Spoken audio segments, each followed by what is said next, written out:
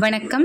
இன்றைக்கி நம்ம பார்க்க போகிற கோயில் பட்டினத்தார் கோயில். இது எங்கே இருக்குது அப்படின்னா சென்னையில் திருவொற்றியூரில் இருக்குது.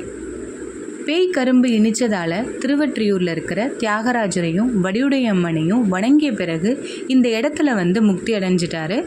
இந்த புனித இடம்தான் பட்டினத்தார் கோயில். இந்த கோயிலில் பட்டினத்தாருக்கு ஒரு தனி சந்நிதி இருக்குது. அவர் லிங்க வடிவில் நம்மளுக்கு காட்சி அளிக்கிறாரு. இந்த சந்நிதியில் 27 தீபங்கள் ஏற்றப்படுது. இந்த 27 தீபங்களும் 27 நட்சத்திரங்களை குறிக்குது. இங்கே பிரார்த்தனை முறைகள் மட்டும் கொஞ்சம் டிஃப்ரெண்ட்டாக இருக்கும். பட்டினத்தார் ஒரு சந்நியாசி. தியான நிலையில் தான் அவர் முக்தி அடைஞ்சார். அதனால் பக்தர்கள் இங்கே விரதமோ வேண்டுதல் அதெல்லாம் வைக்கக்கூடாது.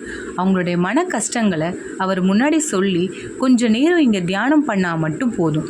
நம்ம கஷ்டத்தை தீர்க்கறதுக்கான வழியை பட்டினத்தடிகளரை பார்த்துப்பார். கோயிலை விட்டு வெளில வர்றப்போ நம்மளுக்கு மன நிம்மதி கிடைக்கும். பிரதோஷ பூஜை, சிவராத்திரி, ஐப்பசி அன்னாபிஷேகம் இதெல்லாம் இங்கே சிறப்பாக நடைபெறும்.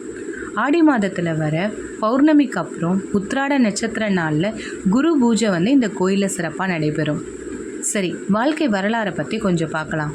பட்டினத்தடிகள் காவேரி பூம்பட்டினத்தில் பிறந்தார். அவர் பெரிய செல்வந்தர்.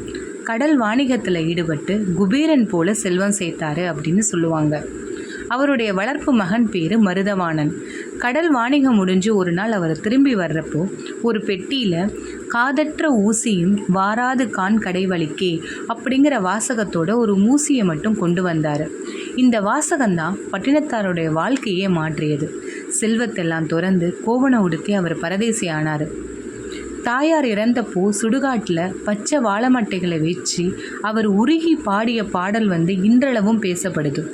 முன்னையிட்ட தீ முப்புறத்திலே, பின்னையிட்ட தீ தென் இலங்கையிலே, அன்னையிட்ட தீ அடி வயிற்றிலே, யானும் இட்ட தீ மூழ்க மூழ்கவே. இதை பாடியதும் வாழைமட்டை எரிஞ்சிருச்சு.